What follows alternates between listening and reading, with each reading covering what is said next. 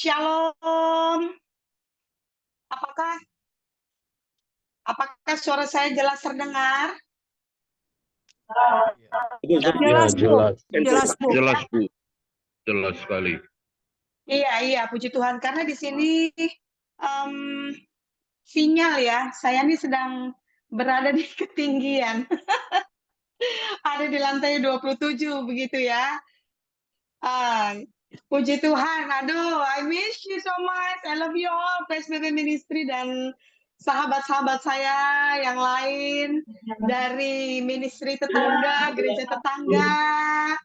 Miss you. Ya, sorry. Ini udah. Aduh, saya jadi GR nih, nggak tahu siapa yang tepuk tangan gitu. Iya. Terima kasih sekali lagi buat PSBB Ministry, Ibu Eva, Ibu Ella, Pak Ronald, semua yang saya nggak bisa sebutkan satu persatu.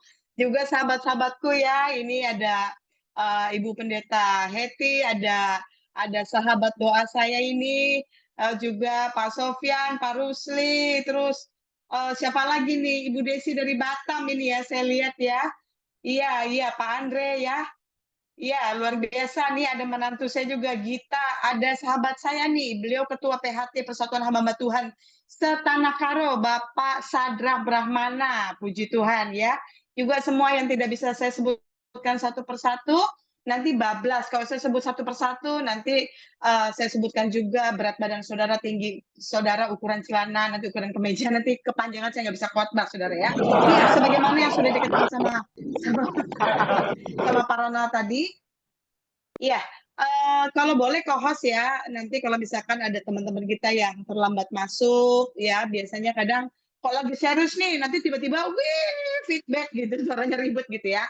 Jadi biar boleh, tolong dengan segala hormat untuk kita berjaga-jaga ya, kalau ada yang baru masuk. Ya, sebagaimana tema yang Tuhan berikan malam ini buat kita semua itu bahwa kita ini sudah ada di putaran terakhir, saudara. Saudara, kalau dengar bahasa seperti itu serem nggak sih ya? Serem ya? Kalau buat saya serem, saudara. Kenapa? Kalau sudah putaran terakhir, ibaratnya saudara dan saya, Alkitab bilang, kita ini seperti olahragawan yang ada dalam gelanggang pertandingan olahraga.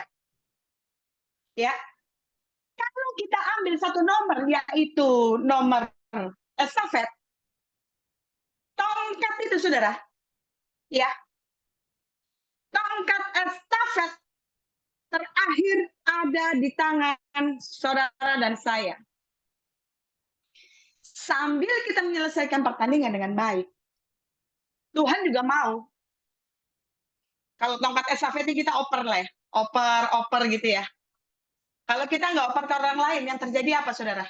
Permainan selesai. Jadi pesan-pesan Tuhan yang kita terima hari-hari ini teristimewa tentang eskatologi atau akhir zaman, bahwa Yesus segera datang kali yang kedua. Jangan kita simpan sendiri. Berkali-kali saya tuh nggak bosan-bosan kalau saya khotbah di mana-mana, saya bilang, kita nih nggak ada gunanya jadi orang Kristen kalau kita hidup nggak bisa jadi pemenang jiwa. Nggak ada gunanya, saudara. Sering kali kita menyanyi di gereja, di ministry, dimanapun. Aku mengasihimu Tuhan, aku mengasihi Engkau Yesus dengan segenap hatiku. Benar tuh. Nggak sembarangan, saudara, kita nyanyi lagu itu. Diuji. Saya percaya banyak yang hadir malam ini di Zoom ini. Bapak Ibu Saudara sudah Kristen dari lahir. Saya Kristen baru kemarin sore. Makanya saya bilang, saya ini pendeta yang paling bodoh, paling hijau, paling nggak ngerti apa-apa yang ada di negeri ini. Pendeta kemarin sore.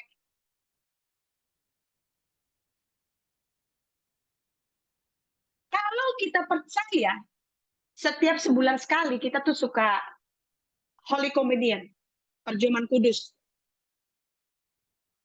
Makan tubuh dan darah Kristus, roti dan anggur. Nah, ketika kita melakukan seremonial itu, kita mengingat kembali akan kematian Kristus. Saudara dan saya dalam 1 Korintus bilang apa?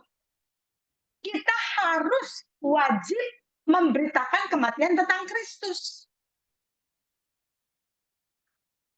Saya kalau sedang Natal, saya mengucap syukur. Tuhan lahir buat kita. Paskah saya mengucap syukur. Tapi saya merasakan roh Allah dalam diri saya menangis. Jujur. Teristimewa saudara yang Kristen dari lahir. Dari Natal ke Natal, dari Natal ke Natal. Dari Paskah ke Paskah, dari Paskah ke Paskah. Dalam setahun aja. Ada 10 jiwa kita bawa buat Kristus? Ada? Atau 5 lah. Atau nominal paling kecil. 1. Ada?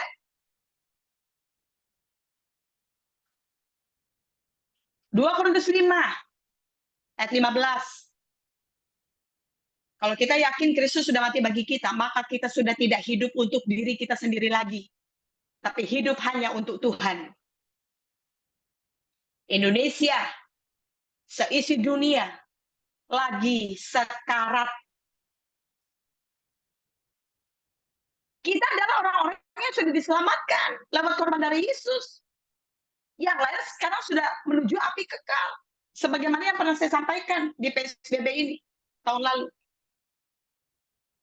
8 miliar penduduk manusia di bumi. Tapi yang terdata jadi orang Kristen baru 2 miliar. Mau kemana yang 6 miliar itu? Mau kemana? Jangan kita Natal Paskah tuh sibuk pesta, menghias pohon Natal. Apalagi kalau Paskah, kalau Good Friday, Jumat Agung. Biasanya kan disetel tuh film Passion of the Christ. Adegan Tuhan Yesus disalib. Cepat. Nggak selingkuh lagi. Cambuk lagi. Cepat. Tuhan nggak korupsi uang gereja lagi. Lihat tangan Tuhan Yesus dipaku. Das. Ampun Tuhan. Nggak berpikir porno lagi. Nggak suka bohong-bohong lagi. Tapi cuma cukup sampai di situ. Waktu Jumat Agung. Hari Sabtu. Minggu. Wih, Yesus bangkit. Ya, Yesus bangkit. Haleluya, dia bangkit. Tapi hari Senin, kita sudah buat dosa lagi. Saudara, kalau kita punya keluarga, misalkan rumah kita tuh kedatangan rampok. Lalu salah satu anggota keluarga kita, entah dia ayah kita, entah dia ibu kita, entah pembantu kita, mereka gulat mati-matian sama itu rampok, supaya seisi rumah selamat. Akhirnya salah satu anggota keluarga kita, yang melindungi kita, mati di tangan itu rampok. Kira-kira saudara kenal nggak? Saudara ingat nggak pengorbanannya? Itu baru manusia. Apalagi Allah. Sekarang kan sibuk di YouTube. Saya ada beberapa teman murtadin juga. Ada beberapa yang saya nggak setuju. Saya bilang sama mereka, bro, sis, berhikmat. Kalian enak di luar negeri udah punya SS, alias Social Security. Langsung di bawah FBI, di bawah CIA. Apa yang kalian lakukan itu berkuar-kuar menghina agama orang. Apapun argumenmu, lakukan itu karena firman Tuhan katakan apa? Kisah para Rasul 1 ayat 8 bilang, kamu akan menerima kuasa ketika Roh Kudus turun atasmu, maka kamu akan jadi saksiku dari Yerusalem, Yudea, Samaria, bahkan sampai ujung-ujung bumi. Jadi saksi. Saya bilang para murid tadi, saksikan pengalamanmu ketika mau ketemu Tuhan. Hidupmu dijamah sama Tuhan. Engkau mengalami perubahan yang signifikan. 180 derajat kau berubah. Itu yang disaksikan. Saya bilang, kelakuan kalian ini jadi batu sandungan buat kami para penginjil yang ada di Indonesia. Saya kalau udah KKR, saudara, berapa kali saya didatangi teroris? Ya karena memang Tuhan bilang tugasnya belum selesai, ya selamatlah. Bekerja sama dengan kami penginjil hamba-hamba Tuhan yang ada di Indonesia. Berapologet yang sehat, karena Alkitab bilang apa? Nyatakan iman yang kau yakini dengan roh yang lemah lembut, jangan brutal. Saya marah sama beberapa dari mereka. Udah sakit kalian. Saya bilang, kalian nggak tahu saya didatengin teroris berapa kali. Kadang mereka ngintip-ngintip kalau udah saya lagi khotbah di live streaming tertentu, mereka masuk, mereka menghujat. Karena mereka tahu, kalau saya pulang ke Amerika, saya khotbah di YouTube siapa? Kaum radikalis ngikuti saya. Saya di kota mana diikuti. Misi Abigail mau KKR di gereja mana? Nah, saya cerita begini, saudara jangan jadi takut undang saya. Nggak urusan. Hidup adalah Kristus, mati adalah keuntungan. Kematian itu cuma seperti kalau kita lagi pergi ke bank atau ke rumah sakit, dapat tiket antri. Ibu Eva nomor berapa, Ibu Ella nomor berapa, Pak Andre nomor berapa, Ibu Desi nomor berapa, saya nomor berapa. Tapi sambil menunggu antrian kita tiba, yuk kita lakukan, kita kerjakan yang terbaik yang bikin hati Bapa di surga senang. Jangan kerjanya kejar perkenanan manusia. Kita bilang apa? Sekiranya engkau hamba Tuhan, kerja kita pasti mengejar perkenanan Tuhan, bukan perkenanan manusia. Ada yang saudara ya? Dan saudara, sudah berapa bulan ini? Kemarin saya baru pulang dari Batam, dari Tanjung Pinang, Pulau Bintan, Pekanbaru. Itu terus yang Tuhan bilang.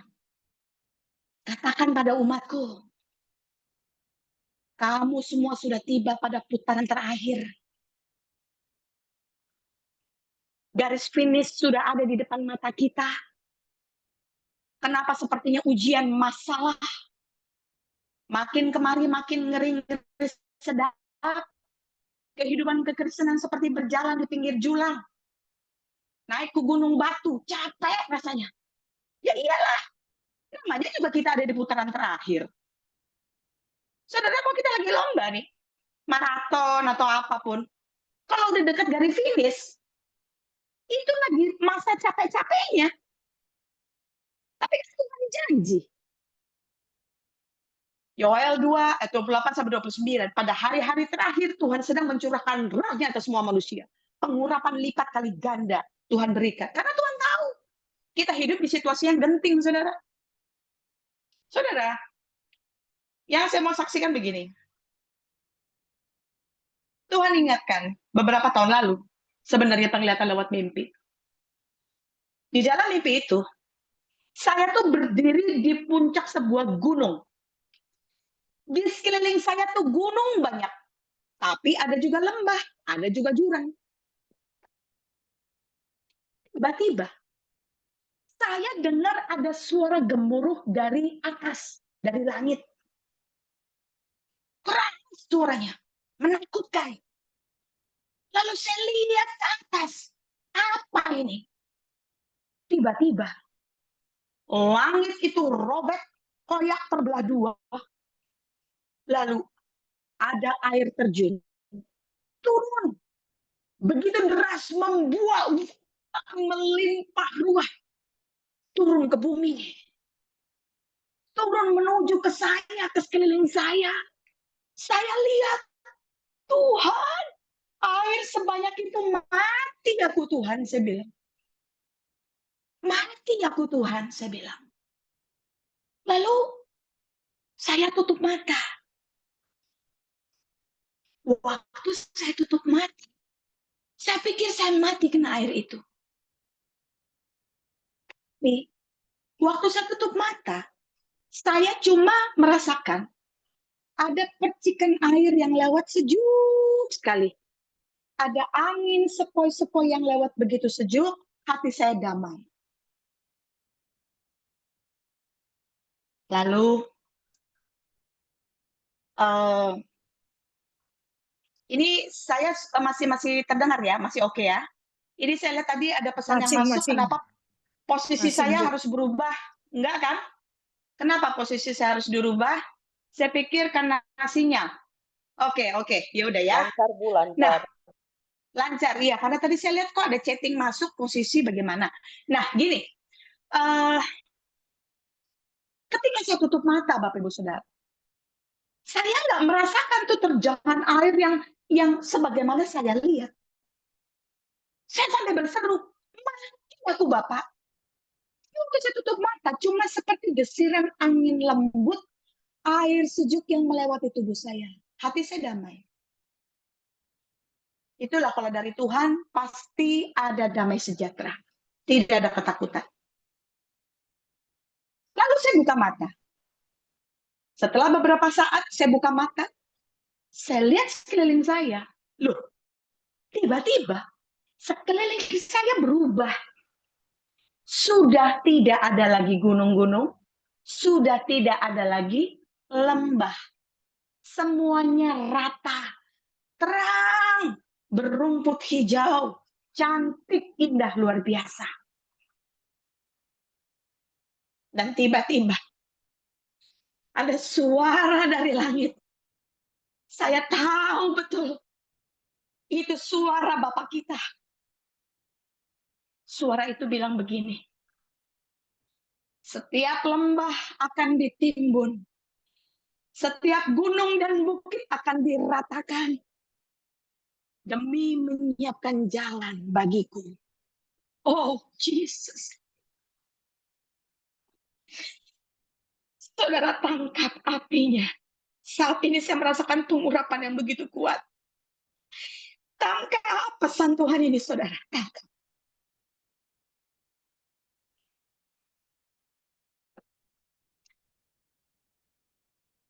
Lalu, waktu saya diundang dihubungi oleh Ibu Evelyn. Memang firman ini udah cukup lama Tuhan kasih. Tapi lalu Tuhan ingatkan kembali. Tapi sebelum itu, saya akan ajak kita semua baca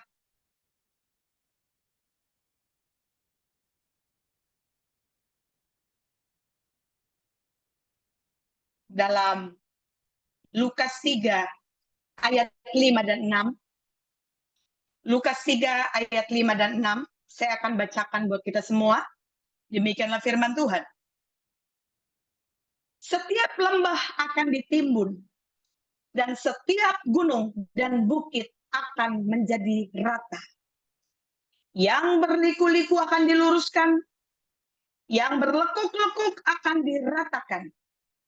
Dan semua orang akan melihat keselamatan yang dari Tuhan. Kalau Tuhan kasih penglihatan ini, berarti keselamatan untuk Indonesia sudah dekat, saudara. Ora takara masanda.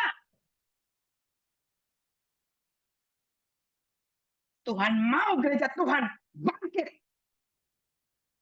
Jangan cuma bangkit tiap hari Natal. Jangan cuma bertobat tiap Paskah. Nonton film Passion of the Christ, nangis-nangis. Aduh, kasihan Tuhan Yesus disalib. Kasihan dicambuk. Sibuk mengadakan aksi pesta penyesalan dosa. Tapi cuma setahun sekali. 306 cuma 1 hari, 364 harinya. Bocor lagi. Tuhan nggak mau.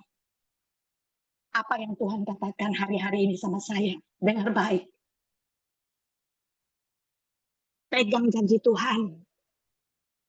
Hidup dalam firman. Berjalan dengan firman Tuhan. Sebab Tuhan Yesus sendiri sedang buat perbedaan antara orang-orang Kristen yang sungguh-sungguh ikut Tuhan, menjadi pelaku firman Tuhan, hidup takut akan Tuhan, mengejar kekudusan, melekat dengan Tuhan.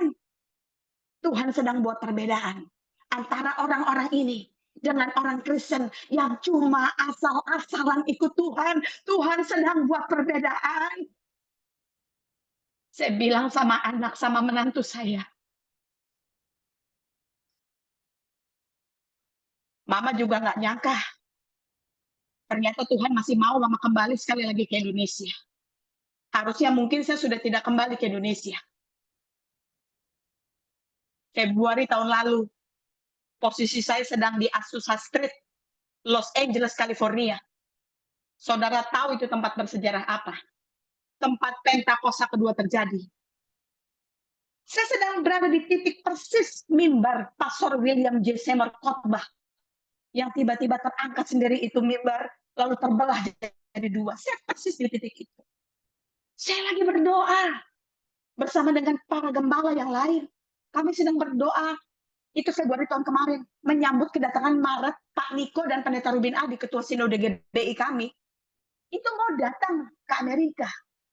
Dan April akan dibuat KKR di gereja yang akan saya buka di Las Vegas.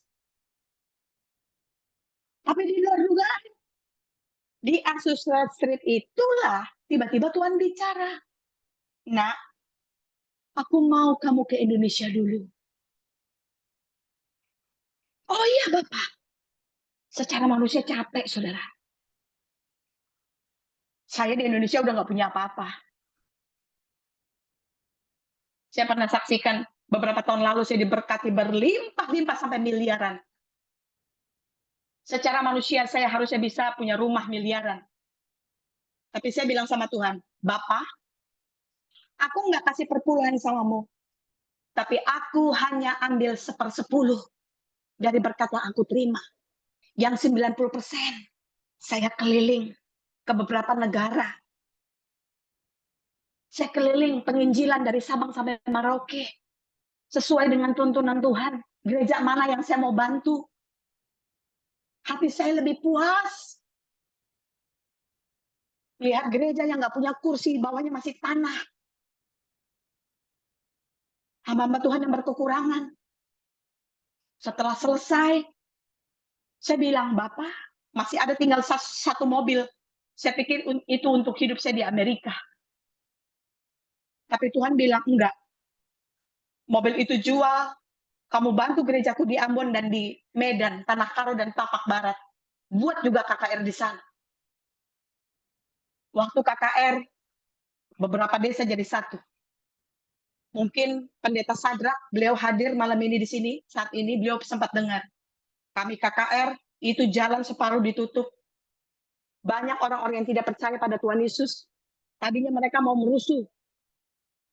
Dekat dengan tempat tua, PSK. Saya nangis dan minta sama Tuhan. Dan waktu altar call, saya bersyukur mereka maju. Mereka menerima Yesus sebagai Tuhan dan Juru Selamat. Meskipun mereka maju, mulut mereka bawa alkohol. PSK juga bertobat di situ. Tuhan, terima kasih.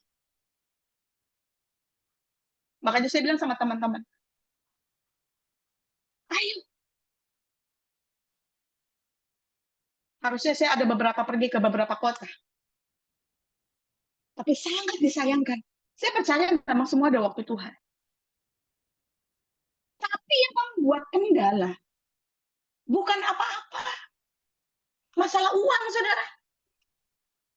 Si A perhitungan, si B perhitungan, yang ini begini, pusing saya. Saya sampai bilang, Bapak, percepat segala sesuatu. Lalu Tuhan bilang begini sama saya, Nak, aku sudah lihat berkat yang beberapa waktu lalu kamu terima, aku sudah lihat. kamu salurkan itu dengan hati yang taat dan takut akan aku, dengan hati yang mencintai aku sudah lihat. Kamu tahu, Tuhan bilang sama saya, sesungguhnya berkat yang kamu kelola kemarin, itu belumlah kelimpahan yang sesungguhnya yang aku pernah janjikan sama kamu. Hah? Saya kaget. Oh iya Bapak. Diam. Bapak nggak kasih tahu. Tuhan bilang lagi, kalau kamu ujian di sekolah, kamu mengerjakan lembar-lembar soal ujian. Waktu itu guru kamu kasih tahu nggak? Atau diam? Ya diam sih Bapak. Begitu juga dengan aku. Aku sudah lihat. Jadi Tuhan bilang, untuk apa aku tahan-tahan berkat yang selanjutnya? Sabar, tunggu waktuku. Tapi yang Tuhan bilang hari-hari ini, dan itu sangat terkonfirmasi dengan hambanya yang luar biasa, seorang nabiah dari Batam. Beliau ada di sini. Saya menghormati beliau, pasti tidak mau disebut namanya.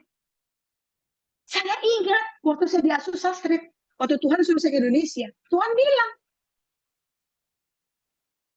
nak, jangan lupa Batam. Akhirnya saya dipertemukan dengan hamba Tuhan yang luar biasa ini, ibu ini.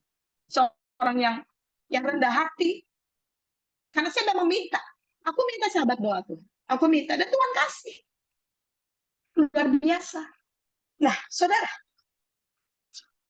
kita percaya bahwa air yang datang dari tempat yang maha tinggi, itu berbicara tentang Roh Kudus. Karena Roh Kudus bisa diibaratkan seperti angin, air, api, betul ya? Burung merpati, itulah simbol-simbol dari Roh Kudus. Nah, saudara, ketika air itu dari ketinggian turun, dia seperti gelombang. Yang Tuhan mau. Tuhan mau kita kembali ke habitat kita sebagai penyembah yang benar. Yang gemar ada dalam ruang maha kudusnya Tuhan. Gemar ada di ketinggian di gunung kudusnya Tuhan. Dan Tuhan ingatkan begini. Di Padang beberapa tahun lalu terjadi gempa bumi toh. Gunung yang berbentuk seperti huruf M. Seperti huruf M. Ketika gempa dahsyat terjadi di Padang, di depan gunung itu ada jurang berbentuk W. Jadi gunungnya berbentuk M, jurangnya berbentuk W. Nggak tahu. Pokoknya kontur tanahnya seperti itu. Dan ketika gempa dahsyat terjadi, apa yang terjadi? Gunung yang berbentuk huruf M itu tidak ada lagi. Dia mengubur jurang yang berbentuk huruf W, sehingga tempat itu jadi rata. Tuhan ingatkan hal itu. Ketika gelombang ilahi sedang turun, ini lagi turun.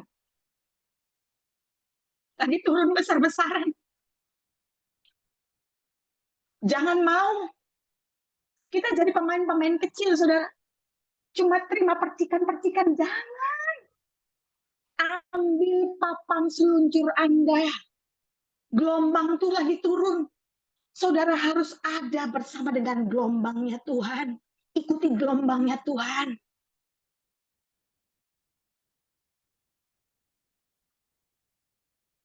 Kalau kita berenang, mengikuti aliran gelombang, kita jadi ringan. Karena gelombang yang bawa kita. Makanya harus peka. Intim sama Tuhan. Rasakan detak jantung Tuhan. Rajin bertanya sama Tuhan. Tuhan mau bawa kita kemana? Beberapa minggu ini Tuhan sudah bilang, nah, sebaiknya kamu bersiap. Udah gak lama lagi kamu akan segera kembali ke Amerika. Saya nggak nyangka sampai setahun lebih. Sebaiknya kamu bersiap. Saya ketemu dengan hamba-hamba Tuhan yang luar biasa di beberapa kota. Dan mereka mengkonfirmasi hal yang sama. Bukan hebat, saudara, bukan. Kita mau melayani di daerah bersalju atau di daerah yang penuh dengan lumpur, saudara. Nggak ada bedanya. Untuk apa keren-keren keliling dunia? Kalau Tuhan mendapati hati kita, sikap hati kita salah di hadapan Tuhan, nggak guna. Lebih baik melayani di Indonesia injak lumpur, tapi sikap hati kita benar di hadapan Tuhan. Tapi yang Tuhan mau di Indonesia, mau di luar negeri, tetap jaga hati, sikap hati kita benar. Amin. Saudara, tentang air atau Roh Kudus. Jadi air ini, saudara, itu dia, coba saudara, kita buka pikiran kita, logikanya. Ketika air itu turun dari ketinggian, dia mendorong gunung, sehingga gunung itu terpangkas, terbabat, lalu mengubur jurang-jurang di sekitar tempat itu. Artinya, yang pertama, Tuhan sedang cari orang-orang yang gemar ada di gunung kudus Tuhan. Karena Tuhan mau pakai. Tuhan nggak tunggu kita jadi kaya, jadi pintar, jadi terkenal, jadi hebat. Saya perhatikan orang-orang yang tadinya biasa-biasa. Ketika diurapi, dipakai Tuhan dahsyat, mulai viral namanya, mulai sombong. Hati-hati. Tuhan sedang ingatkan hari-hari ini. Bahwa Tuhan sendiri yang akan menurunkan secara paksa raja-raja Saul. Karena Tuhan sedang dan sudah menyiapkan raja-raja Daud yang baru. Yang punya hati berkenan di hadapan Tuhan. Aku menjumpai Daud bin Isai, seorang yang berkenan di hadapanku. Hati yang menyembah, memiliki the heart of worship. Di tengah-tengah kesendiriannya. Korban kelicikan. Papa Isai sengaja supaya hanya diterkam binatang buas. Nggak tahu ada unsur apa Isai seperti itu. Tapi di tengah-tengah kesendirian Daud, dia memuji, menyembah, menggembalakan kambing domba milik papanya yang cuma 2-3 ekor domba. Kenapa 2-3 ekor domba? Bukan 23. 2-3 ekor domba. Artinya, itu sepasang. Betinanya lagi mengandung. Jadi 2-3 ekor domba. Itu maksudnya. Tapi di tengah-tengah kesendirian Daud, dengan harpa, dengan kecapi dia menyembah. Hatinya, rohnya terhubung dengan hati Bapa di surga. Oh, Ramasanda Rasaga. Maka Bapa tidak tahan. Lalu Bapa turun dari surga mulia dan berbicara kepada Nabi Samuel. Samuel, pergi ke rumah Isai, urut dan jadi raja. Saudara mau mengalami peninggian dari Tuhan? Amin. Jangan punya cita-cita mau jadi orang terkenal. Jangan, saudara. Saudara, tentang air. Sebagaimana tema di flyer dalam kitab Kejadian.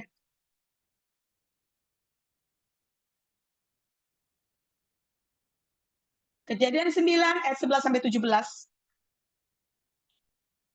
Saudara ingat, 2 kali Tuhan pernah merasa menyesal di Alkitab. Yang pertama, Tuhan merasa menyesal karena dilihat banyak kejahatan di dunia.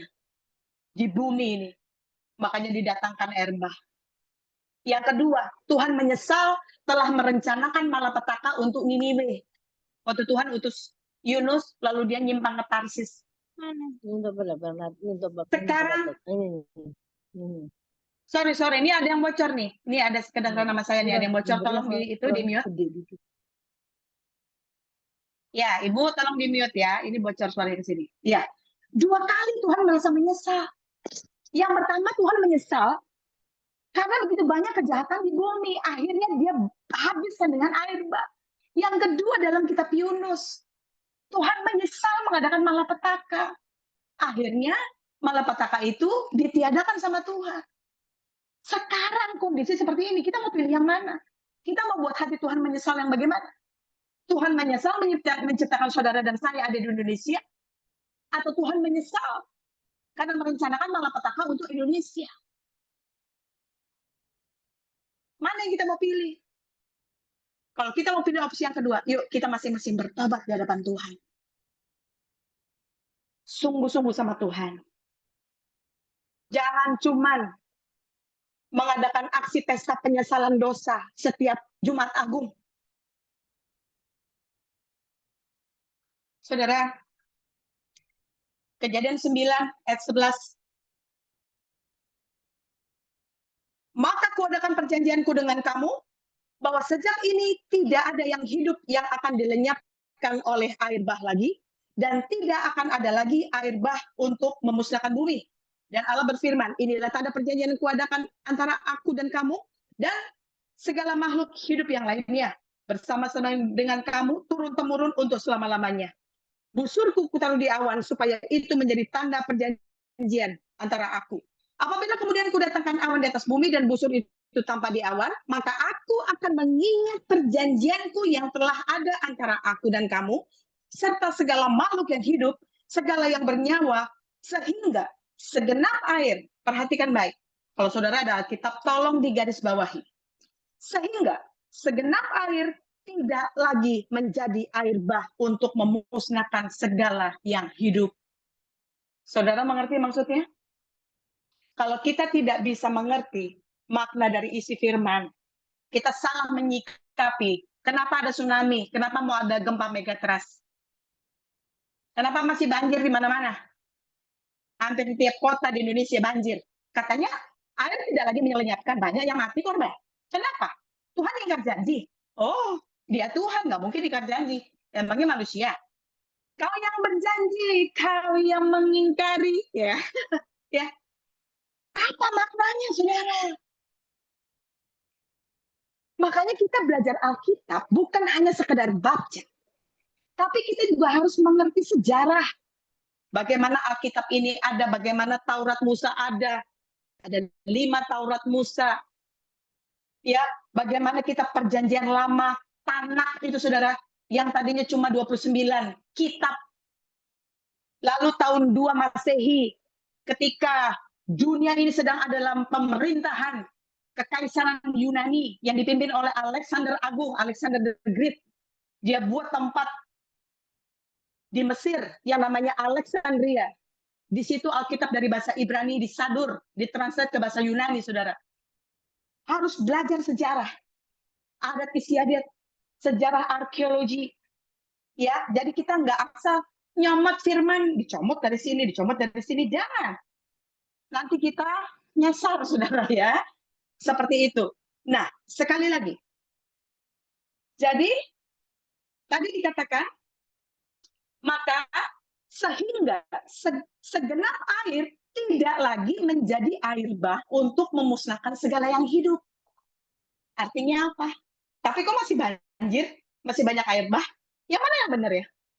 Tapi nggak seluruh bumi. Oh enggak, banjir ya tetap banjir, air bah tetap air bah.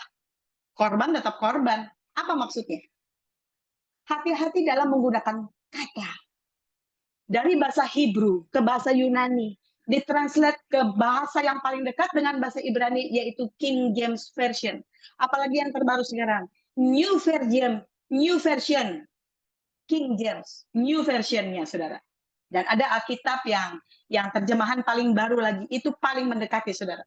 Artinya, air yang tadinya sebagai objek, sekarang menjadi subjek berubah. Perhatikan baik.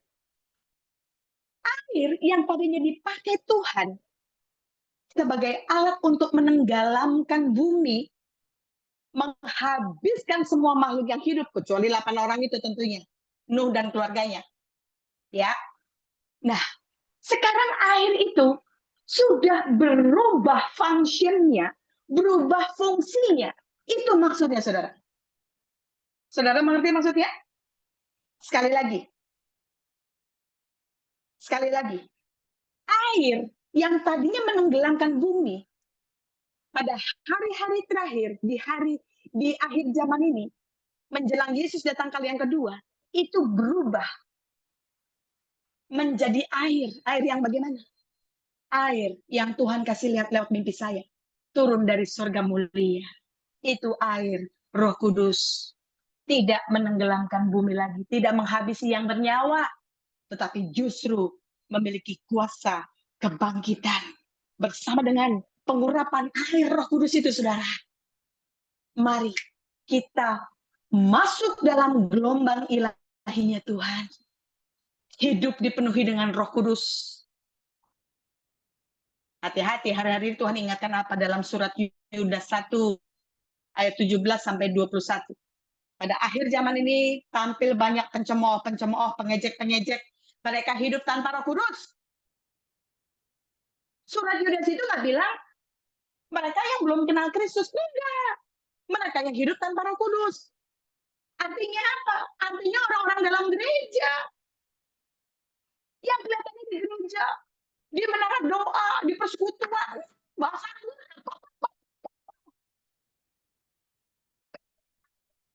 hidup tanpa Roh Kudus. Perhatikan baik. Saya berapa kali udah kena korban pengejek dan pencemooh. Tapi saya bilang, ibaratnya nih, saya sebagai penginjil, kita semua sebagai hamba Tuhan yang ada di PSBB Ministry, juga Bapak Ibu Saudara sebagai tamu undangan yang hadir malam ini. Ya, ibaratnya kita berangkat dari rumah, kita mau ke gereja atau kita mau ke kantor. Kita keluarkan mobil dari garasi, kita duduk di belakang kemudi, set kita jalan. Ya, mau ke gereja atau mau kemanapun kita, wah mantap hati kita. Nah, di tengah jalan ada nyamuk, ada lalat, ada capung, nabraki kaca mobil saudara. Ada motor nyerempet, shoot, mepet-mepet, deket-deket. Nah, hanya karena kejadian begitu, apakah saudara marah? Lalu langsung putar balik setir mobil Anda, lalu saudara nggak jadi pergi ke gereja, saudara nggak jadi pergi ke kantor, saudara pulang lagi ke rumah. Gara-gara masalah begitu. Hati kita nih harus terbuat dari Tupperware, anti gores. Kita harus berani bilang sama para pencemooh, ayo lebih banyak lagi ludah, lebih banyak lagi lemparan batu.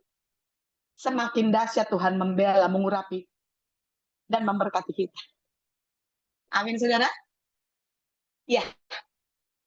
Jadi, inti dari khotbah malam ini adalah bahwa sekarang polanya Tuhan, kalau dulu air untuk menenggelamkan yang bernyawa, sekarang justru air itu berbicara tentang menjadi bahasa metafora, yaitu Roh Kudus. Tuhan mau kita menjadi orang-orang yang gemar, ada di ketinggian gunung Tuhan. Hanya orang-orang yang ada di ketinggian gunung Tuhan, mereka akan jadi alat di tangan Tuhan yang dahsyat. Dan ketika jalan itu menjadi rata, ketika itulah Tuhan katakan apa? Tuhan memakai kehidupan saudara dan saya. Prepare the way for the King of Glory.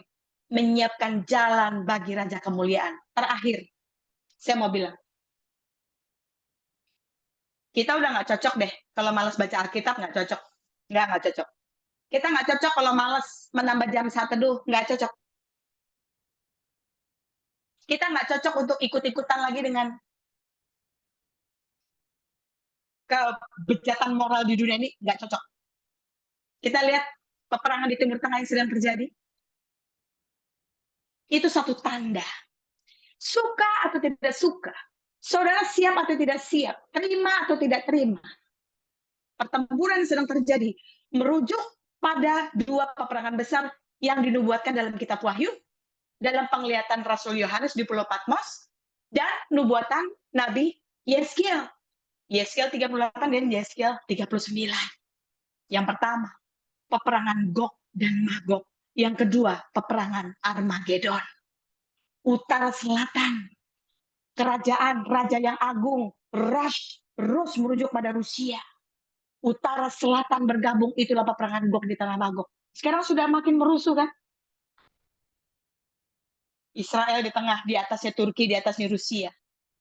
Barat timur, mereka berkompromis, itulah peperangan Armageddon. Kitab Wahyu catat apa?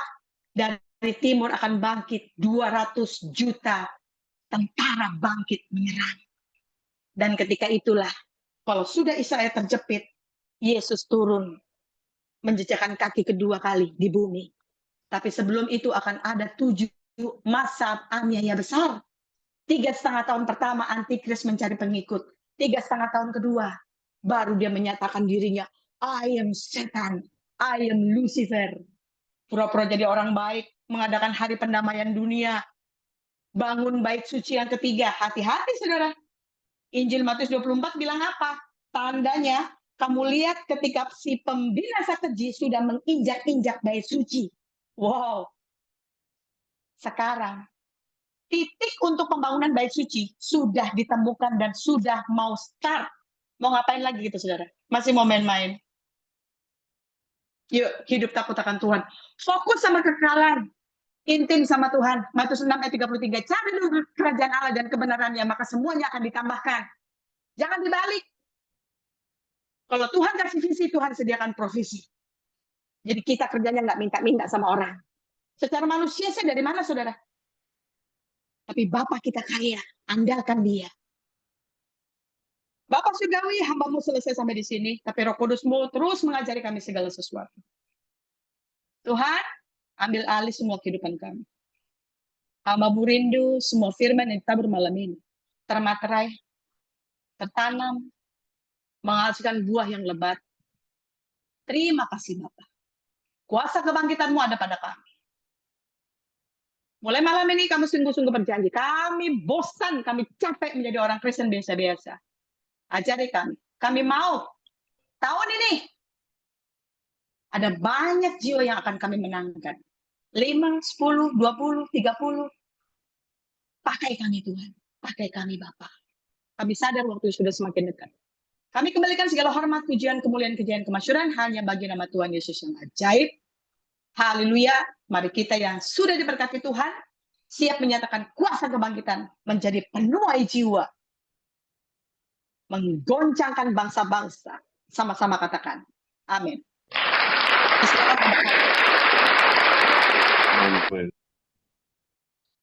Ngeri kali tepuk tangannya ya.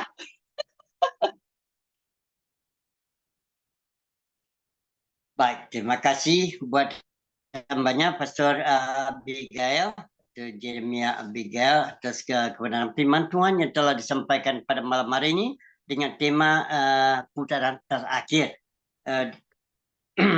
Ya, saya sangat diberkati sekali dan ini sangat menegur saya juga di dalam hal ini supaya selalu tak ada setia di dalam pergumulan atau dalam apa namanya pertemuan-pertemuan atau persekutuan agar tidak pernah jemu-jemu untuk menghadirinya. Ya, okey. Baik, saya cuba akan meringkaskan apa yang telah disampaikan dan menurut apa yang saya dapat catat ya, tema pada malam hari ini iaitu tentang putaran terakhir. Kita seperti berada dalam gelanggang olahraga yang kita harus selesaikan, iaitu perlombaan estafet dalam sebuah pertandingan. Ya, pesan Tuhan iaitu kalau kita percaya, kita harus melakukan Holy Communion paling tidak 1 bulan sekali di dalam hal ini untuk memberitakan tentang kematian Yesus Kristus.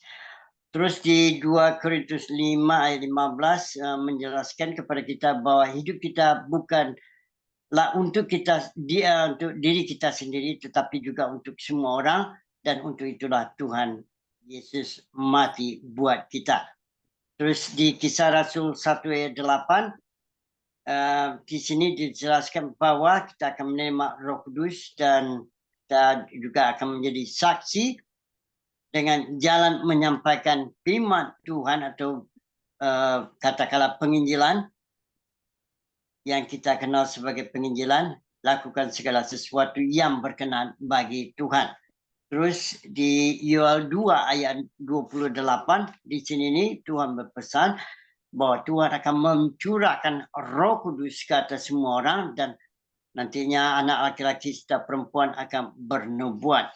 Dan pesan Tuhan di dalam hal ini tadi sempat disampaikan bahwa setiap lembah akan ditimbun yaitu di Lukas 3 ayat 5-6. Setiap lembah akan ditimbun dan setiap gunung akan diratakan. Wow, luar biasa sekali. Firman Tuhan cukup mengerikan kalau dipikir, tetapi firman Tuhan juga mengajarkan kepada kita jangan takut bahwa Tuhan akan senantiasa menyertai kita dan meluputkan kita kalau kita terus bersandar dan berfokus akan kebenaran firman Tuhan. Terus hidup dalam firman dan berjalan dalam firman, hidup dengan takut akan Tuhan, maka Tuhan juga sedang membuatkan perbedaan, yaitu antara gandum dan ilalang. Saya istilahkan sini ya, gandum dan ilalang. Tadi juga disampaikan bahwa Ibu Jeremia Abigail saat berada di Azusa Street, Tuhan berpesan bahwa jangan lupa untuk melihat atau memperhatikan nasib daripada orang-orang yang berada di Ambon, Batam, Sumatera Utara agar banyak jiwa yang bisa diselamatkan. Terus inti daripada khotbah pada malam hari ini tadi telah disampaikan, yaitu bahwa air yang dulunya kita ketahui sebagai air bah yang memusnahkan segala makhluk yang ada di muka bumi ini, tetapi akhirnya berubah fungsi yang menjadi air Roh Kudus yang menyelamatkan dan membawa kita atau mengarahkan kita kepada gunung yang tinggi supaya kita di sana bisa melihat kebesaran dan kemuliaan Tuhan. Ya, hanya itu bisa saya sampaikan, yang saya pahami atau yang bisa saya catat. Silakan kepada Ibu Bapak kalau ada yang mau bertanya. Saya Pak Robert. Bu Puni. Shalom, Bu Jeremia Abigail sama Pasca ya. Saya mau nanya Bu Ibu Puni. Iya. Mau nanya ya singkat doa itu. Bagaimana cara kita naik Gunung Kudus Tuhan ya kan? Mau naik Gunung Kudus Tuhan kurang jelas tadi putus-putus. Sama yang kedua jatuh dalam dosa kan, pertama Adam dan Hawa kan. Bagaimana kata Ibu harus bertobat 180 kan, manusia kan masih ada kedagingan Bu, keinginan daging kan. Supaya kita bertobat 180 derajat gimana Bu caranya, sama bagaimana kita bisa naik Gunung Kudusnya Tuhan. Amin. Ya, sebenarnya itu merupakan satu kerinduan ya Bu ya. Jadi kalau kita bertobat kan kita yang langkah pertama iman tuh kita menerima Yesus sebagai Tuhan dan Juru Selamat, kita diselamatkan. Tapi Tuhan mau dalam Filipi 2 ayat 12, tetaplah kerjakan keselamatanmu dengan takut akan gentar. Artinya kita terus introspeksi diri senantiasa setiap hari, hidup kita semakin serupa dengan karakter Kristus. Itu. Dan punya ketetapan hati untuk intim sama Tuhan. Teristimewa firman Tuhan malam ini benar-benar mengingatkan kita bahwa waktunya udah gak lama lagi. Jadi kita fokus aja sama kekekalan. Itu maksudnya Bu. Kita harus punya niat, harus punya tekad, harus tekun. Oke Ibu? Ya. Oke.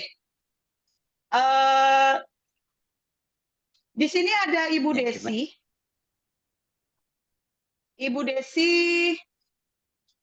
Ibu Desi dari Batam, saya percaya ada sesuatu yang Tuhan taruh di hati Ibu. Ibu Desi, apakah Anda ada? Shalom Bu, selamat malam. Shalom ya. Semua. Shalom, shalom. Perkenalkan saya Desi, Bapak Ibu, dan semua hamba-hamba Tuhan. Saya dari Kota Batam. Ya, tadi sedikit kesaksian ya Bapak Ibu. Saya hanya seorang yang dipakai oleh Tuhan memiliki karunia penglihatan. Dan saya dipakai Tuhan dari tahun 2010 hingga tahun 2025. Sekarang masih pelayanan via HP untuk setiap orang yang membutuhkan ya Bapak Ibu ya. Kemudian saya bertemu dengan Pastor Jeremia Abigail di Batam, dan pada saat itu kita terkonfirmasi dari apa yang Tuhan tunjukkan. Dan puji Tuhan pada malam hari ini bisa mengikuti Zoom khotbah dari Pastor Abigail, itu sungguh sangat luar biasa. Dan ketika tadi beliau khotbah, seorang pelari estafet atau estafet ya, bukan pelari sprint, ketika dia berlari pada jalurnya yang benar, seorang pelari, mereka berlari pada base-nya masing-masing. Tetapi di sini saya ditunjukkan Tuhan bahwa ketika kita berlari itu bukan lagi di tanah ya, area seorang pelari, dia harus lari di tanah. Tetapi ini Tuhan tunjukkan bahwa saya terlihat seperti sebuah gedung, tetapi ada besi yang terhubung dengan setiap gedung, kemudian tongkat estafet itu dipegang di tangan, dan terlihat di bawah itu api yang bernyala-nyala. Itu saya serahkan lagi kepada Pastor Abigail untuk bisa mengkonfirmasi hal ini ketika tadi sementara pastor berdoa, Tuhan tunjukkan hal ini. Ya. Jadi seorang pelari estafet ketika dia berlari itu logikanya dia memang benar lari pada jalurnya masing-masing, karena saya juga dulu seorang pelari estafet. Jadi saya tahu tongkat yang dia bawa, dia harus punya rekannya untuk dia lari, namanya lari sambung. Tetapi ini tiba-tiba Tuhan tunjukkan tadi sama saya ketika Pastor Abigail berdoa, saya ditunjukkan ada satu gedung dan ada pipa, kemudian pelari itu dia memegang tongkat estafet itu, tetapi di bawahnya itu ada api semua. Dan dia hanya berpegangan melalui pipa itu, tetapi tongkat estafet itu tidak lepas dari tangannya. Nah, itu yang tadi saya ditunjukkan. Saya bilang, Tuhan, apa yang harus saya ini ya sampaikan, tetapi itu yang saya tunjukkan. Nah, jika menurut saya, Bapak Ibu, hormat saya untuk semua hamba-hamba Tuhan, ya, jika pengertian saya ini salah, mohon diklarifikasi. Ketika seorang pelari estafet, api itu adalah ukupan. Walaupun dia Tuhan percayakan untuk memegang sebuah tanggung jawab, dia diproses oleh Tuhan dengan sungguh-sungguh, walaupun tidak bisa lagi kakinya untuk berjejak tanah, tetapi dia ketika memegang tongkat itu tidak lepas, artinya kepercayaan dari Tuhan yang Tuhan berikan kepada dia, tidak terlepas dari tangannya, berarti dia akan mencapai garis finish itu dengan segenap kekuatannya dia, tetapi bukan dengan kekuatan kita, tetapi dari kekuatan Tuhan. Itu yang saya dapat pengertian dari situ. Ya, ini sedikit yang Tuhan tadi tunjukkan sama saya kembalikan lagi ke Pastor Yeremia Abigail. Terima kasih. Shalom, selamat malam. Iya, puji Tuhan Ibu Deshi, dangkie banyak, terima kasih. Memang hari-hari ini Tuhan terus tidak lepas ya bicara terus soal putaran terakhir dan soal tongkat estafet, soal garis finish sudah ada di depan mata, sudah nggak lama lagi, bla bla bla bla. Ya, nah api itu berbicara memang ukupan, artinya kita nih heboh-heboh Pentakosta ketiga. Itu apa sih? Ya, itu apa? Nah, kalau Pentakosta pertama itu terjadi di Kamar Lateng Yerusalem kurang lebih 2024 tahun lalu. Pentakosta kedua itu terjadi itu abad ke-19 tahun 1847 di Asusasri tadi. Nah, kita bukan cuma sedang menanti-nantikan, tapi api Pentakosta ketiga itu udah turun. Tapi masalahnya seringkali orang tuh sibuk-sibuk, wah, api, apalagi kok di gereja ya kan nyanyi api Pentakosta aku punya, ku biarkan menyala, yang api, sibuk dengan api. Tapi dirinya sendiri nggak rela kalau dimurnikan Tuhan. Karena api yang berbicara pertama, firman Tuhan bilang apa? Penghakiman dimulai dari rumah Tuhan dulu. Sebelum kita bawa api keluar, ya, api KKR, api Pentakosta, Tuhan mau memurnikan hidup kita dulu. Supaya kita tidak jadi batu sandungan untuk orang lain. Itu hal yang penting pertama. Ya. Lalu tadi penglihatan Ibu Desi itu mirip-mirip dengan penglihatan Ibu waktu saya baru pulang dari Batam. Saya tuh lagi berjalan di atas gelombang, badai ya Bu ya. Tapi saya tetap terus berjalan, tapi Alkitab tuh tetap terus teracung ke atas. Saya hindari, saya selamatkan supaya nggak tenggelam di air gitu. Itu berbicara tentang itu. Bagaimana kita tetap setia, memegang komitmen. Karena kalau saya lihat ya, hubungan kita sama Kristus tuh sudah mempelai. Jadi bukan cuma komitmen, tapi covenant. Tingkat perjanjian yang lebih tinggi lagi. Oke? Semoga bisa menjawab ya. Makasih Ibu Desi. Saya juga dilihat di sini ada Bapak Gembala, ada Pastor Sofyan ini, beliau udah ya, Bapak Gembala ini ya. Yang lain juga ada hamba Tuhan, ada Ibu Heti, tapi siapa dulu lah ini ya? Kalau boleh Pak Sofyan dulu mungkin ya. Pak Sofyan.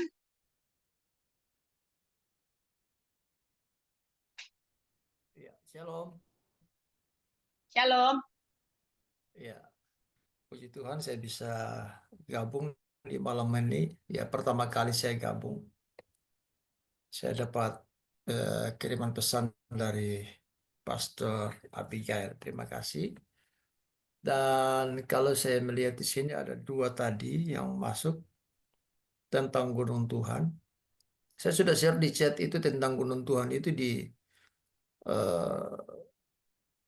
Mazmur pasal 15. Itu ada syarat-syarat, Bu. Setiap orang yang masuk ke gunung Tuhan atau kemah Tuhan yang kudus. Lalu kalau bicara tongkat estafet itu adalah delegasi dari Tuhan. Ya, tongkat estafet itu adalah kepercayaan. Jadi untuk diberikan kepada siapa yang akan menerima tongkat estafet itu tidak gampang. Ya, tidak semerta-merta. Gitu ya. Kadang-kadang kita manusia di bawah kolong langit ini kita lebih melihat profesi ya. Ada beberapa gereja punya cara berbeda-beda. Ya, misalnya pilih majelis gereja. Ya, ada yang secara birokrasi dan itu banyak juga yang keluar dari firman Tuhan. Tapi ya, mereka punya cara seperti itu, ya kita mau apa? Tinggal kita kembali saja ke kita masing-masing. Firman Tuhan sudah ada dan kita diajar oleh Tuhan untuk rendah hati. Ya, tunduk kepada otoritas yang dari atas, ya. Sebab kalau Tuhan mau pakai ya suka-sukanya Tuhan. Itu artinya tongkat estafet ini Tuhan akan mau kasih ke siapa? Ya, belajar dari Daud tadi antara Daud dengan saya diberkati ya, antara Daud dengan Isai papanya. Ya, atau dia mau Daud diperintahkan untuk menjaga kawanan domba, ini di sana berbahaya. Tetapi di situ tanpa disadari oleh Isai, juga tanpa disadari oleh Daud, bahwa Daud sementara dipersiapkan Allah untuk menuju kepada tongkat estafet yang nantinya siap-siap diterima dari Saul. Ini tidak dipikirkan oleh Isai bahwa Daud dia masuk untuk mengawal kawanan domba itu sebenarnya proses pelatihan. Ya, ibarat kalau dia di Maluku itu disuli, di Ambon itu disuli untuk melatih tentara di situ. Tapi Isai tidak menyadari itu. Bahkan Daud tidak tahu juga kalau dia belajar dari situ. Ini luar biasa. Nah, Daud terima itu karena apa? Karena ketaatan dia kepada orang tua. Nah, dari ketaatan itu sudah menunjukkan bahwa dia taat kepada Tuhan. Nah, ditunjukkan hasil pelajaran dia, hasil pelatihan, hasil sekolah. Sekolah di ladang itu ditunjukkan kepada pertama kali dia melawan sang raksasa dari Filistin, yaitu Goliat. Siapa yang lawan Goliat? Tidak ada. Badannya tinggi besar, paling besar waktu itu hanya Goliat. Gitu. Tetapi ketika dia dilatih di situ, diambil gambaran, ya, dia gambaran kalau singa, ya harimau dia bisa lawan dengan dengan cara yang ada pada dia. Dia juga bisa lawan Goliat. Dan itu diragukan sebenarnya, diragukan oleh Saul. Ya, tapi karena dia terus tunjukkan bahwa kepercayaan dia kepada Tuhan melalui sang raja itu, akhirnya dipersilakan. Dan di situ Saul sudah mulai merasa dilecehkan oleh Daud. Padahal tidak sebenarnya. Dia tidak bermaksud sebenarnya. Begitu. Karena kemenangan si Daud, Saul sudah mulai merasa ada ketersinggungan. Gitu. Jadi bicara tongkat estafet itu adalah kepercayaan. Siapa saja. Siapa saja. Nah, sekarang kembali ke kita. Bagaimana cara kita untuk menerima tongkat estafet itu? Belajar kepada Daud tadi. Membutuhkan ketaatan. Gitu. Sebab nanti kalau kita tidak sungguh-sungguh, ya ke depan nanti bisa bahaya. Bisa berbahaya ketika kita nanti menjalankan amanat Tuhan. Jadi kepercayaan itu, tongkat itu adalah amanat. Itu penghargaan yang luar biasa. Tidak segampang itu dikasih. Gitu. Mungkin itu sekilas dari saya. Kiranya ini jadi berkat bagi kita semua. Ya.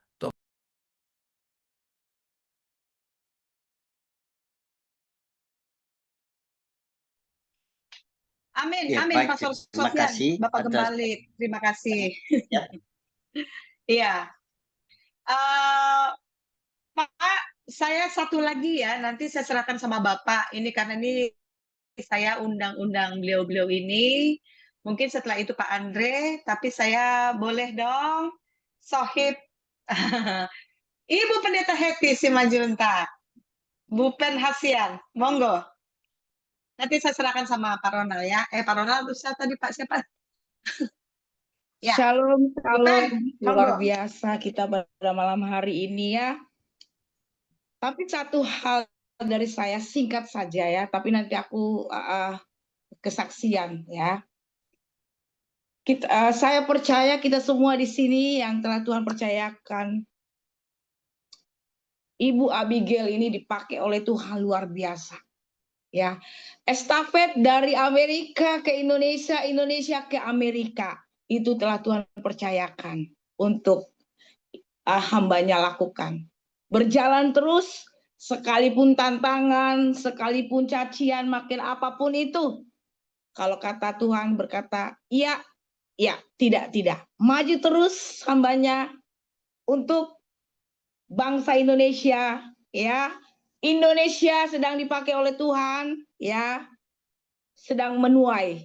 Kita mari kibarkan Kristus Yesus. Marilah kita jadi laskar-laskar Kristus, estafet yang telah Tuhan percayakan kepada kita. Wow, luar biasa Ibu Abigail ya. Sampai di Amerika dalam lindungan Tuhan ya, proses Tuhan. Dan saya bersaksi bagaimana saya pernah ya ditolong dengan hambanya ya. Ketika saya ada pelayanan di Tanah Karo, Bapak Ibu Saudara, kami pisah dengan grup ya, dengan tim. Pisah dengan tim, saya ke HP saya itu mati Bapak Ibu Saudara. Dari Karo ke Medan itu makan waktu kurang lebih berapa jam ya. Tapi saya nggak tahu bahwa saya itu ada di dalam penglihatan beliau ini yang sangat luar biasa. Ya, jadi saya berdoa ketika saya ada di dalam bis itu semua laki-laki Bapak Ibu Saudara. Ada rasa ketakutan karena saya tidak bisa berkomunikasi, HP saya itu mati. Tapi di dalam bis itu saya berdoa, saya lihat kiri kanan saya ini laki-laki yang berbadan besar yang sangat menakutkan Bapak Ibu Saudara. Saya berdoa kepada Tuhan. Ketika saya berdoa di muka saya itu adalah pendeta Abigail wajahnya. Ya, ternyata saya terkoneksi dengan Abigail. Waktu saya ada di ruang makan ya, istirahat menuju sampai ke Medan, saya minta tolong dengan orang yang punya restoran supaya bisa saya terkoneksi dengan Abigail. Sambil saya cas HP Bapak Ibu Saudara. Saya bersyukur kepada Tuhan. Ternyata Abigail di dalam sujudnya kepada Tuhan, saya dilindungi oleh Tuhan. Dan saya bisa bertemu dengan Pendeta Abigail di Medan, dan saya diajak oleh beliau pelayanan di satu rumah ya keluarga yang harus dilayani. Saya percaya itu bukan karena secara kebetulan, tapi karena kasih karunia Tuhan. Estafet itu dijalankan. Bayangin Bapak Ibu Saudara, saya di dalam ketakutan yang luar biasa. Tapi ketika saya melihat wajah Abigail, saya punya bilang, haleluya, engkau bangkit, jangan takut anakku. Ternyata ketujuh laki-laki itu saya layani dengan baik-baik. Mereka latar belakang copet, narkoba, ya. Tapi saya layani dengan baik, dengan tutur kata. Di ruang makan itu Bapak Ibu Saudara, saya korbankan biaya saya bayarin mereka. Tapi mereka, dia bilang, terima kasih ya, kami akan bertobat. Saya bilang bertobatlah, tidak ada kata terlambat untuk bertobat.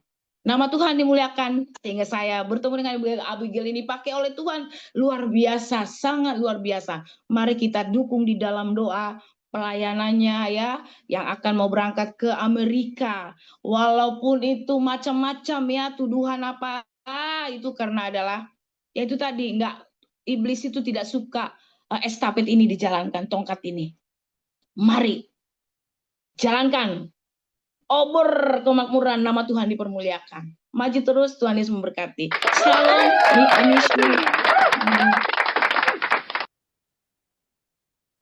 Malete Godang, Bupen Hasian.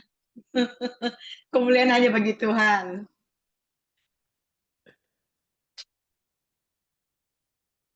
Kita atur, nanti kita ketemu ya, Bupen, sebelum saya pulang ke Amerika. Siap. Iya, harus ketemu lah. Iya. Iya. Monggo, yang lain saya serahkan pada. Kalau hambanya nanti ke Jakarta, ke Kelapa Gading. Siap. Iya. Ya, siap. Ya, saya serahkan sama MC, sama host. Pak Andre, mungkin ada yang mau disampaikan? Bu Eva? Ya, oke. Ya, shalom. Terima kasih Bu Pastor Abigail, luar biasa hari ini, mantap. Ya, siapa kedengeran ini ya? Suaranya ya. Aku kedengeran, Eva. Oh, Bu Eva. Ya, thank you. Ini lagi di restoran ada. Ini ada ulang tahun, soalnya ada ulang tahun. Ya, thank you ya. Buat hari ini firman-nya luar biasa. Tetap mendengar. Ya, lanjut. Pak Robertnya mana ya? Boleh. Pak Robert, nah ya silakan Pak Robert ya. Tunggu, ini Pak Andre tadi udah masuk. Pak Andre udah masuk tadi. Yuk, mari Pak Andre. Ya, oke. Bisa dengar suara saya kan? Right. Ya. Pak. Ya, jelas Pak. Oke. Sinyal saya naik turun katanya. Ya, right. Terima kasih Pastor Abigail. Ya. Hari ini sama-sama kita dapat makanan bukan bubur sari, makanan keras. Keren. Ya, tapi memang perlu ya. Jangan kita terbuai dengan makanan-makanan lembut ya. Kita perlu makanan keras supaya untuk membentuk iman kita kan. Nah, ini kita semua diingatkan kan. Kita semua ada di putaran terakhir. Artinya apa sih? Sekarang apa yang terlintas di benak kita masing-masing? Ya contohnya lomba lari estafet. Tapi kalau saya adalah menit-menit akhir pertandingan sepak bola, di mana saat semua strategi sepak bola, siasat sepak bola dari pelatih itu akan diterapkan pada saat yang terbaik, saat-saat terakhir ini, ya tidak bisa asal-asalan. Nah, demikian juga dengan dunia ini, kita sedang berada pada putaran terakhir kan? Apa artinya? Dari sejarah keselamatan manusia, bukan lagi waktu yang santai, nggak ada lagi. Jadi waktu kita untuk waspada. Waspada untuk apa? Action, untuk bertindak. Nah, tadi kan kejadian 9 tadi ya. Artinya apa? Pelangi. Artinya apa? Jadi itu janji kasih karunia. Ya, setelah air bah kan menghancurkan dunia ini karena dosa. Nah, Tuhan kan membuat perjanjian baru. Ya. Pelangi bukan hanya simbol keindahan, tapi simbol kasih karunia. Tanda bahwa Pak Tuhan itu sabar dan setia. Tapi perhatikan baik-baik, perhatikan ya. Kasih karunia bukan berarti dosa itu diabaikan. Tuhan itu murka, Tuhan itu benci terhadap kejahatan. Tapi dia masih memberikan waktu untuk apa? Bertobat. Karena kita hidup di masa kasih karunia, tapi waktu ini tidak untuk selama-lamanya loh. Ada saatnya bel itu berbunyi. Ya. Jadi kita masa sekarang adalah masa hidup di antara kasih karunia dan masa-masa penghakiman. Ya enggak?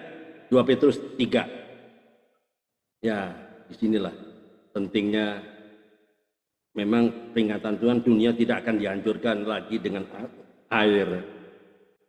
Tapi ingat, dunia ini akan dimurnikan dengan api. Ya, kita tidak tahu kapan ya. Tapi semua tanda-tanda zaman sudah menunjukkan bahwa kita sudah sangat dekat di putaran terakhir.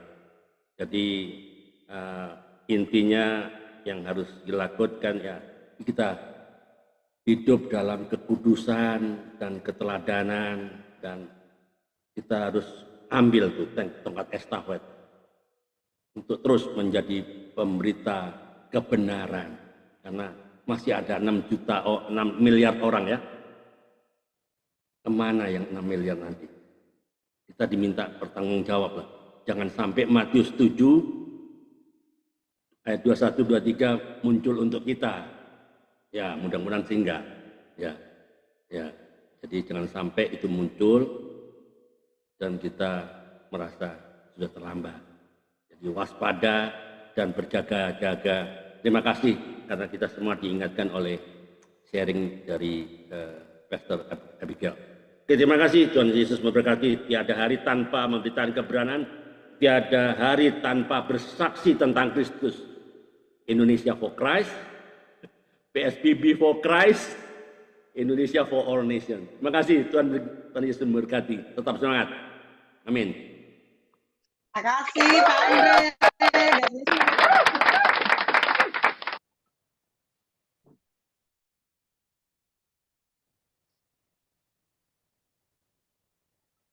Ya, saya serahkan pada PSBB mau atur bagaimana. Tapi saya mohon izin, saya tidak bisa gabung untuk 5 benua karena saya sudah ditunggu. Ada yang mau ditanyakan lagi atau apa?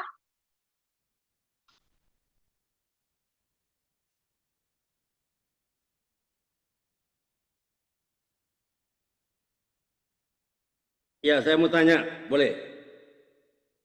Ya, Pastor Abigail. Ya, monggo Pak. Right, ini ya, kita semua sudah tahu bahwa kita harus melaksanakan amanat agung kan, Matius 28. Ya, tapi ada sementara orang ya bilang itu bukan talenta saya. Talenta saya hanya berdoa, mendukung. Yang punya talenta itu Pak Andre saja, yang suka ngoceh-ngoceh, injilin orang, seperti itu ke saya. Jadi dia tidak mau kalau saya ajak pelayanan ke penjara, ke rumah sakit dan sebagainya nggak mau. Bukan saya itu orang pemalu seperti itu.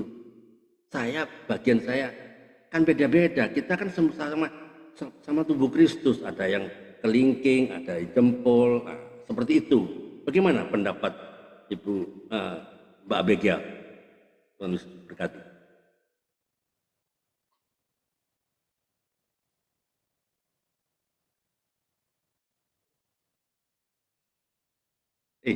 Kenapa? terlempar kah? Halo, aduh, saya kelempar keluar tadi. Sorry Pak Andre, bisa diulang lagi apa pertanyaannya? Oke, tidak saya. Iya. Oke, saya ulang Ya. lagi ya, pelan-pelan ya. Oke. Nah, kalau saya mengajak teman-teman satu pelayan di gereja lah, satu jemaat, mereka kebanyakan nggak bisa Pak Andre yang juga yang biasa penginjilan ke sana ke penjara ke rumah sakit. Saya beda, talentanya beda. Saya pemalu. Kan kita sesama tubuh Kristus, ya. Ada yang sebagai tangan, ada kaki, ada ini, ada itu. Saya beda, talenta saya hanya berdoa, mendukung dari belakang. Pak Andre yang bagian di depan, begitu. Apa komentar dari Pak Bagian?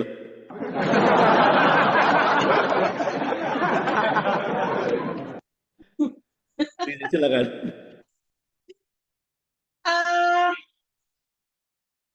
Kalau kita lihat secara alkitabiah, bisa dipastikan mereka ini sedang kehilangan kasih yang mula-mula.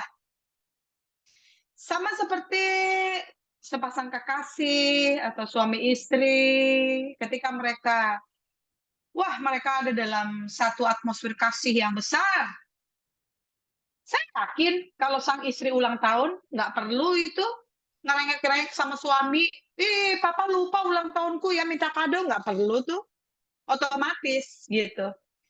Jadi ketika hati kita mengarah dengan Tuhan, mengasihi Tuhan, nggak perlu disuruh kalau melayani Tuhan. Dan yang paling bahaya apa Bapak Ibu? Orang yang biasanya tuh aku tuh cuman bisa begini. Nah itu justru yang dibilang dia punya satu talenta. Anggaplah dia cuma punya satu talenta. Tapi malah dikubur. Apa Tuhan bilang? Lemparkan hambaku yang jahat itu ke tempat yang paling gelap, di mana terdapat ratapan dan kertakan gigi.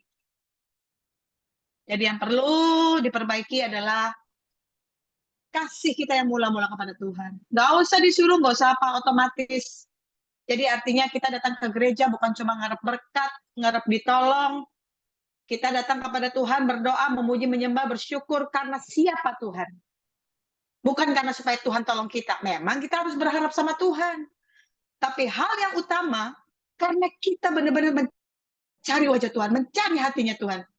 Apa sih yang Tuhan rindukan? Bukan cuma kita datang menyodorkan proposal, Tuhan aku butuh ini, aku butuh ini, aku butuh ini. Bukan begitu Kristen yang dewasa. Tapi kita datang sama Tuhan. Tuhan, dengan kehidupanku seperti ini, dengan talenta yang aku punya, yang kau titipkan, apa yang bisa aku kerjakan agar aku punya dampak bagi orang lain, agar hidupku punya dampak bagi kerajaan Allah. Seperti itu. Jadi kembali lagi kepada kasih yang mula-mula. Seperti itu Pak Andre. Mungkin yang lain ada yang mau menambahkan? Silakan.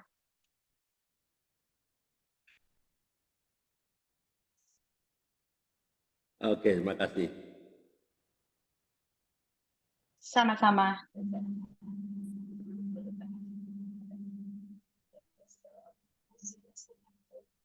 Ayo, siapa lagi yang mau menambahkan? Di sini saya lihat ada Bapak Pendeta Sony ini dari Kalimantan Barat. Ada Evangelis Astrid. Ini banyak hamba-hamba Tuhan di sini. Mari monggo, Bapak Pendeta dan Ibu Evangelis.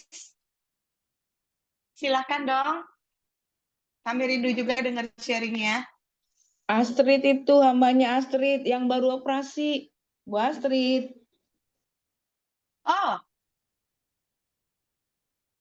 Pastor Abigail, mungkin udah kita doa benua ya.